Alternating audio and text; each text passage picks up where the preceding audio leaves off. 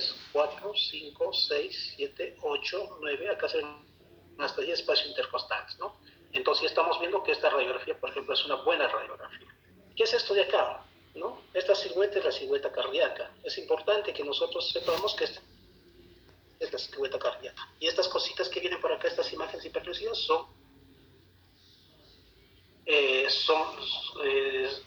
las costillas, ¿no? Son las costillas, la clavícula, las costillas y algo que esté en el medio sería el externo. Acá, por ejemplo, lo que él estaba refiriendo, que vamos a ver, algo que tenemos que saber, es el corazón. Pero el corazón tiene varias, 3, 4 cavidades, como todos sabemos, ¿no? Tiene una cavidad derecha, tiene 2 cavidades. En la derecha vamos a encontrar la aurícula izquierda, la aurícula derecha y el ventrículo derecho, y en la izquierda, la aurícula izquierda y el ventrículo izquierdo. Entonces, la aurícula derecha, la parte derecha, va a estar al lado derecho del paciente, o al lado derecho del tórax, como vemos en esta imagen, ¿no? Por ejemplo, esta imagen de radiolúcida que vemos aquí, se proyecta la aurícula derecha. Cuando vemos a la izquierda, la parte más puntiaguda, más basal en el tórax, estamos hablando del ápice o de la punta cardíaca. Y si vemos así, entonces el ventrículo derecho ya está proyectado hacia acá abajo, ¿no? Pero ¿qué cosa llega? ¿Cómo llega la sangre al corazón, ¿no? Sabemos que la sangre al corazón va a llegar a través de 2 venas principales, ¿no? ¿Cuáles son? La vena cava superior, ¿no es cierto? Y acá que vemos como una imagen radiolúcida es la vena cava inferior. La vena cava inferior, ¿a dónde desemboca? No, también tanto la vena cava superior como la vena cava inferior van a desembocar en la aurícula derecha. Y de la sangre, ¿a dónde pasa? Al ventrículo derecho, ¿no es cierto? ¿Qué más vamos a ver? El botón aórtico. El botón aórtico básicamente es parte de la aorta. El corazón, una vez que llega la sangre, retorna de los pulmones a la aurícula izquierda y de la aurícula izquierda al ventrículo izquierdo, va a retornar la sangre, va a bombear la sangre como una bomba, imagínense una bomba, a la arteria aorta. Y la arteria aorta se va a encargar de distribuir hacia todo el cuerpo. Entonces hay una imagen que vamos a identificar que se llama el botón aórtico. Acá, por ejemplo, esta imagen nos puede detallar de alguna otra manera dónde se encuentra la vena cava superior, dónde se encuentra el callado aórtico, botón aórtico. ¿Por qué botón aórtico, callado aórtico? Porque una vez que sale la sangre del corazón, da la vuelta y de acá salen, digamos, algunas arterias que van hacia en la parte superior, hacia los miembros superiores y hacia la región cervical y hacia el cerebro, ¿no? Y lo que baja va a distribuir sangre tanto a los pulmones, ¿no? Va a distribuir sangre a la pleura y básicamente a todos los miembros inferiores y al cuerpo. Y hemos dicho que es el ventrículo y la aurícula derecha. Aquí, esta es una radiografía lateral. Por ejemplo, acá veíamos el callado aórtico, botón aórtico, pero acá ya vemos en esta radiografía lateral cómo baja, ¿no? Cómo baja esta aorta descendente, ¿no? La aurícula izquierda que está acá, la vena cava. El ventrículo izquierdo es una radiografía lateral que básicamente lo que nos ayuda es a poder identificar dónde podría asociarse alguna patología que podríamos encontrar a nivel pulmonar. Y acá lo mismo, ¿no? Muy bien. Hay algunos aspectos técnicos que tenemos que ver, digamos, en la radiografía posterior anterior. Primero, tiene que estar en bipedestación o sedestación. Tiene que estar el paciente, como vemos aquí, pegado.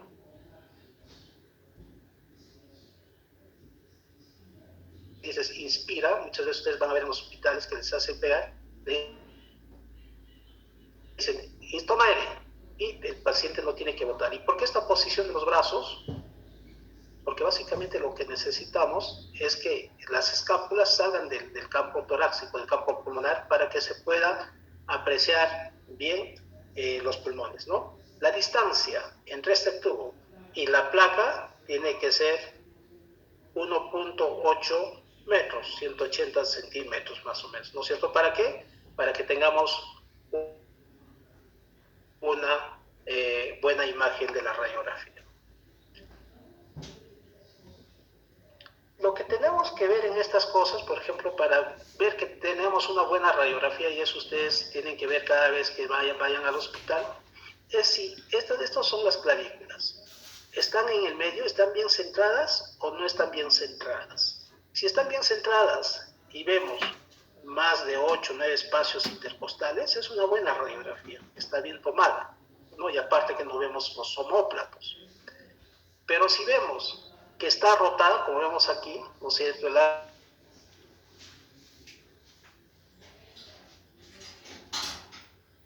Vamos a entender que esta imagen, que esta radiografía no tiene las suficientes características técnicas adecuadas, ¿no es cierto? Entonces, ¿por qué? Por ejemplo, en esta radiografía podemos asumir que el corazón está grande, ¿no? Pero no es que el corazón esté grande, sino es por la mala posición, ¿no? Está rotada esta radiografía. Ya dijimos cómo tiene que tener una adecuada inspiración, ¿no? 7 a 9 costillas. Esto de acá que vemos acá, que sube con unas imágenes radiolúcidas hacia arriba, básicamente son la vasculatura pulmonar. Esto es lo que vemos hacia acá. Pero cuando una imagen de tórax, cuando se toma y está mal inspirada, se ve como menos de 7 espacios o 7 costillas, ¿no? Como aquí como un poco más aplanado y no nos permite nuevamente evaluar adecuadamente, digamos, un campo pulmonar. En este caso podríamos asumir, como vemos acá, que el corazón igual tiene una cardiomegalia, ¿no? Y eso es lo que tenemos que identificar básicamente en la radiografía de tórax. Porque nosotros, como estudiantes de salud, sepamos cuándo es una radiografía bien inspirada y bien tomada y cuándo no lo es, y estamos ganando bastante espacio y podemos ayudar de mejor manera o entender, ¿no?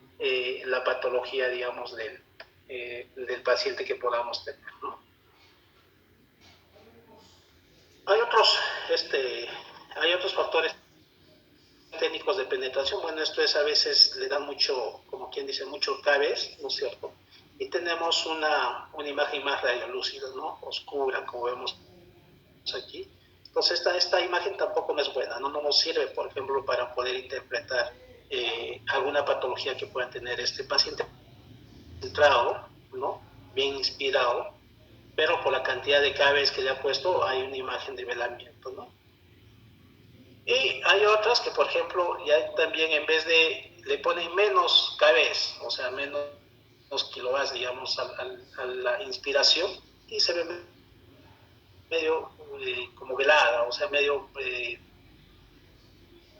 muy blanca, ¿no? Entonces no nos ayuda tampoco a poder identificar bien, digamos, alguna patología que podamos tener en los pulmones. Otros factores técnicos también es la obesidad, ¿no? Cuando tomamos radiografías a pacientes obesos, no podemos ver, digamos, una magnificación cardíaca como vemos acá, ¿no?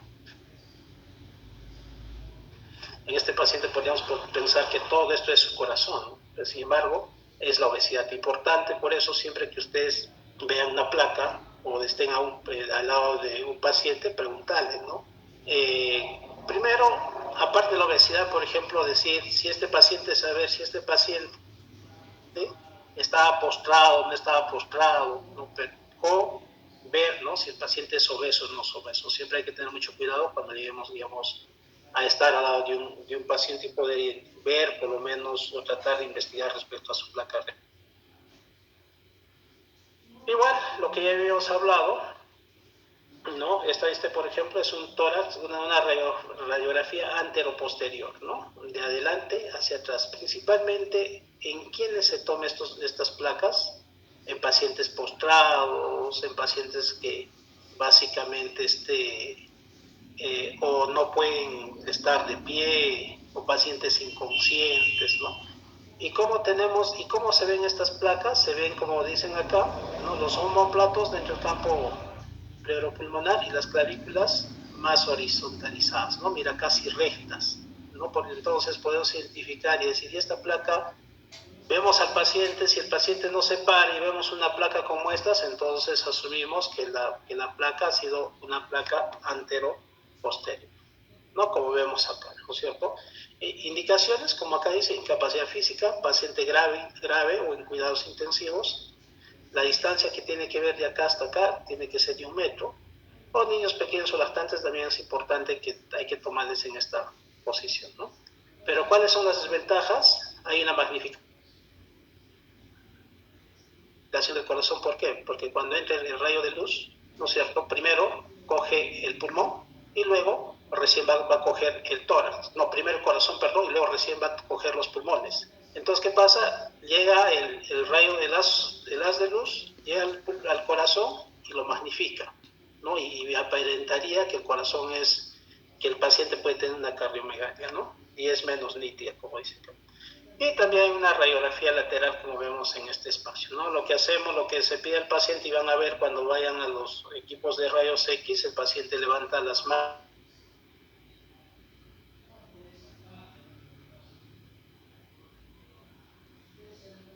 los brazos del campo pulmonar, ¿no? Si ustedes se dan cuenta qué cosa vemos en esta radiografía, esta es la columna. Muchas veces, cuando nosotros vamos donde el traumatólogo, y nuestros familiares o alguna mamá o alguna abuelita nuestra, ¿no? Les piden que les tomen una radiografía de tórax. ¿Para qué? Para ver pues todo este espacio, cómo están los espacios intervertebrales, que son estas linitas que vemos aquí, ¿no? Pero que también podemos ver aquí muchas veces, podemos ver si hay alguna fractura de, de estas vértebras, si hay una disminución de la densidad. Normalmente se debe ver así, pero si lo vemos un poco más claro, podemos decir más o menos como esta imagen, podemos asumir muchas veces que esta paciente, y dependiendo de la edad, puede estar con osteoporosis, ¿no? Esto, si ustedes se dan cuenta, ¿qué forma tiene el corazón, no? Si ustedes se dan cuenta, esto es el corazón. Entonces es importante, si ustedes ven, la importancia de también entender que es una radiografía lateral de tórax, ¿no? Y aquí torácica, la escápula atrás, los arcos costales, que básicamente son estas liñitas que estamos viendo acá, ¿no? Los arcos costales son más opacas. El esternón, esto es el corazón. Bueno, igual aquí, ¿no? Nos indican que aquí está puesta la tráquea, el ápice pulmonar es en la punta del pulmón, podríamos hablar, o la cúpula del pulmón. El espacio retroesternal, hay un espacio retroesternal. ¿Cuándo nos sirve esto? A veces, por ejemplo, hay pacientes que tienen tumores, digamos, retroesternales, ¿no? Ahí sí nos sirve, se muestra como una masa ocupante, y esto que es el corazón viene desplazado, digamos, hacia más abajo, ¿no? La aurícula izquierda, el ventrículo derecho, el diafragma, ¿no? El diafragma que están por debajo, y en el ángulo postofrénico. Lo mismo, ¿no? Acá también es importante. Otra incidencia es la radiografía lateral con rayo horizontal, como vemos aquí, ¿no es cierto? Entonces, esta posición es bastante importante, ¿no es cierto? No solamente nos ayuda para confirmar, como vemos así, cuando vemos una imagen, un radio opaca, como vemos aquí, blanca, nos dice que puede tener un derrame pleural, pero ¿qué pasaría si, por ejemplo, ha tenido un accidente, ¿no? Y hay una fractura costal? Podríamos decir que no es un derrame pleural, sino un hemotórax, no sea sangre en el tórax, ¿no es cierto? Pero también, ¿a qué nos puede ayudar esta posición? Muchas veces, cuando ha habido, digamos, un accidente y se ha perforado el pulmón, empieza a aparecer este aire libre en el tórax, ¿no? Y eso es neumotórax. Entonces nos ayuda también a identificar, digamos, neumotórax laminares ocultas, ¿no es cierto? Es importante esta radiografía. Muchas veces se toman estas radiografías en pacientes postrados, ¿no? Para poder identificar algunas patologías, ¿no? ¿Qué más? Bueno, las densidades radiológicas básicas es importante eh, conocer. Por ejemplo, acá hacen un comparativo, ¿no? Entre cómo se ve el hueso, cómo se vería el músculo, ¿no? Cómo se ve la sangre, el hígado, la grasa y el aire, ¿no? Si ustedes se dan cuenta, esto es una tomografía, ¿no? El aire en ambos casos, esto sería el pulmón, y aquí el que esté entre las costillas es el pulmón. Entonces, en ambos casos se ve algo oscuro, ¿no? ¿No?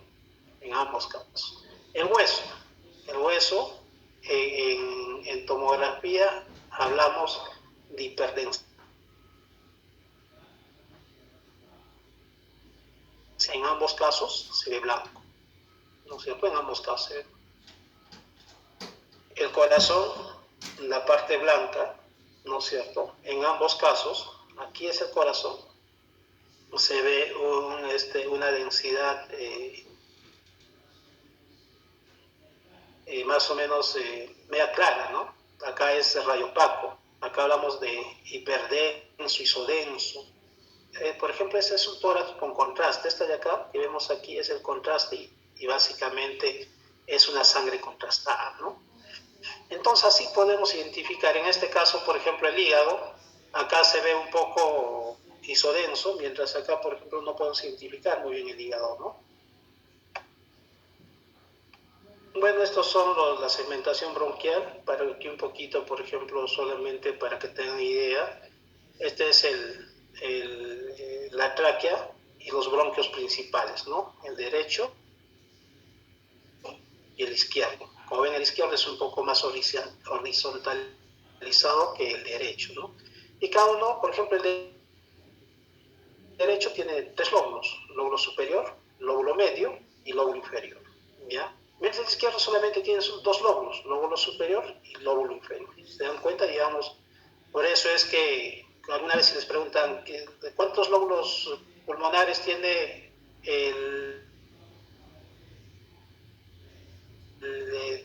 campo pulmonar derecho. 3, ¿no? 1, 2, 3. El izquierdo, solamente 2. Entonces, ¿cómo nosotros vemos, por ejemplo, las segmentaciones? Nosotros ya vemos en segmentación 1, 2, 3.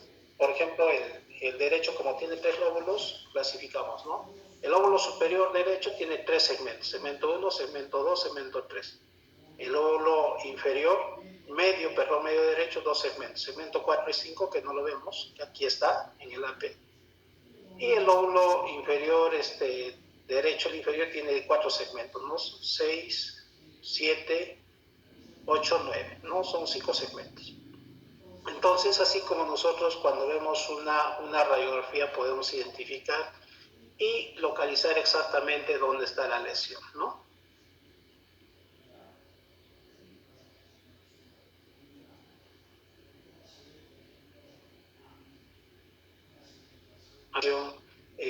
Pulmonar en una placa lateral, ¿no? Este es el lóbulo superior derecho, el lóbulo medio y el lóbulo inferior derecho, así más o menos, ¿no?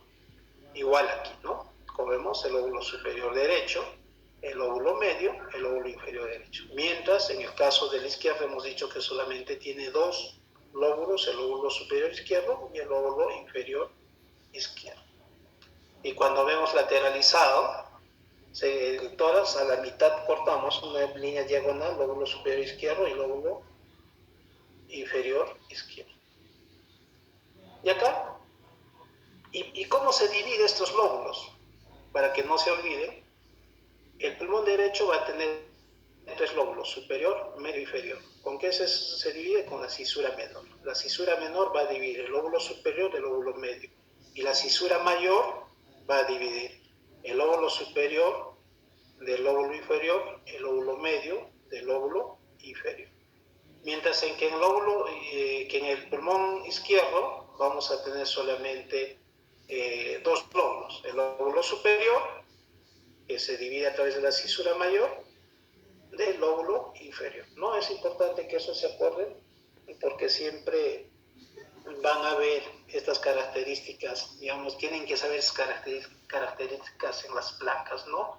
Y es más, también como cultura general tenemos que saber estas cosas, ¿no? Bueno, acá ya es una tomografía.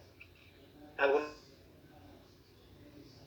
vez, si alguna de ustedes han ido o vienen por el departamento de de radiología, cualquier cosa, viene para que un poco también les pueda enseñar a ver una tomografía, por lo menos tengan idea de qué es una tomografía. Hay varias ventanas, ¿no? La ventana mediastinal, que es esta, principalmente nosotros utilizamos para ver masas, tumores, si hubiera algo, ¿no?, en el tórax. Mientras que esta ventana pulmonar, donde se ve el pulmón, identificamos más para ver si hay alguna patología a nivel de los pulmones, ¿no? Por ejemplo, a veces vemos nódulos sospechosos de cáncer, o podemos ver, por ejemplo, pacientes que han tenido COVID, cómo está el pulmón. Y esta ventana básicamente nos ayuda, ¿no? Esta sí no nos ayudaría para ver, digamos, ya sea, digamos, cómo los pacientes, cómo han evolucionado post-COVID de esos pacientes, ¿no? ¿Qué más podemos hacer en el departamento, por ejemplo, como estudio con el tomógrafo que tenemos? Podemos hacer, por ejemplo, estos estudios. Esta es una reconstrucción cardíaca. Esto es la aorta. Hay que saber que en el corazón existen, pues, está irrigado por arterias, ¿no? Y principalmente son dos, la arteria coronaria derecha y la arteria coronaria izquierda. ¿Por qué hacemos estos estudios? Básicamente estos estudios hacemos porque muchas veces el paciente,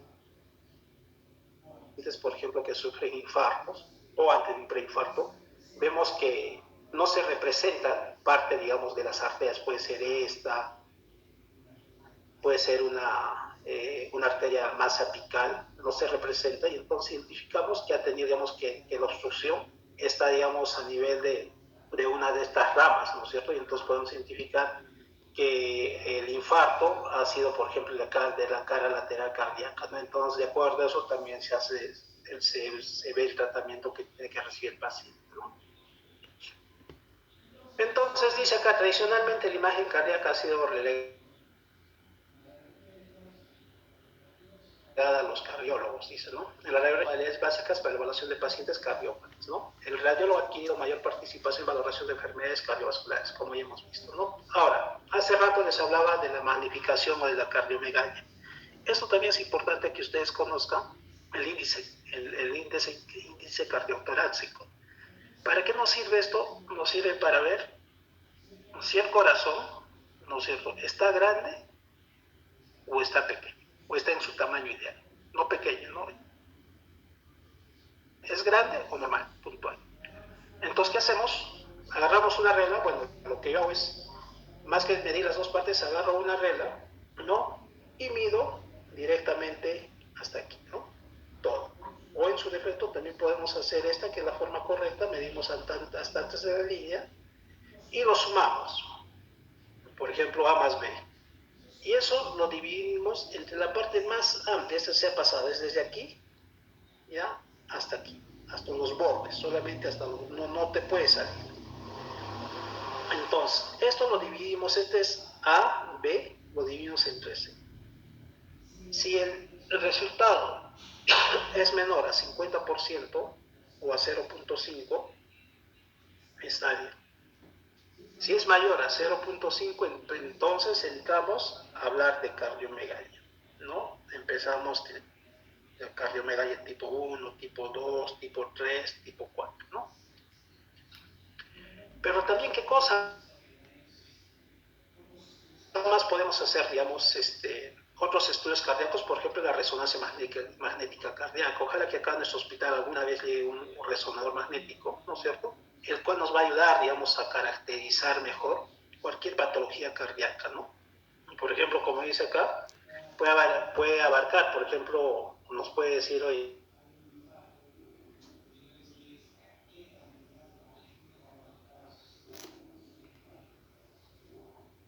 de tejido abarcado, sea cierto, el corazón, parte, ¿no? Y eso nos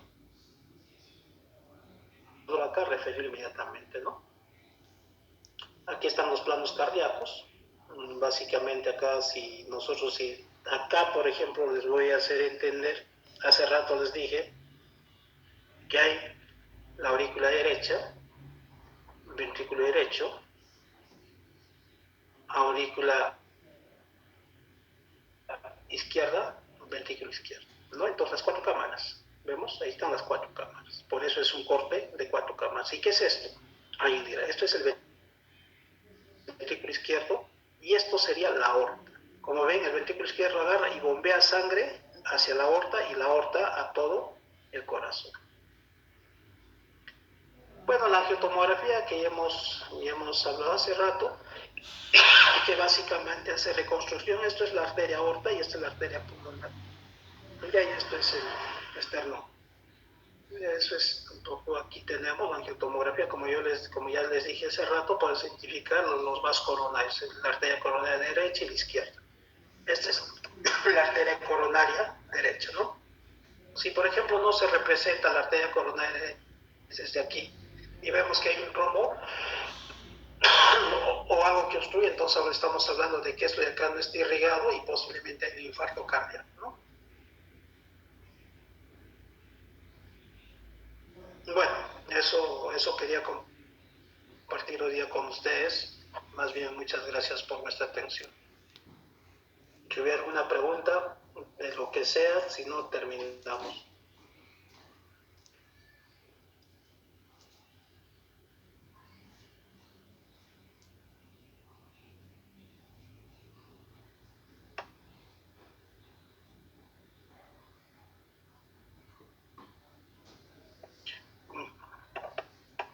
Chicas, gracias. Agradecemos por vuestra participación. Será hasta la próxima. Muchas gracias.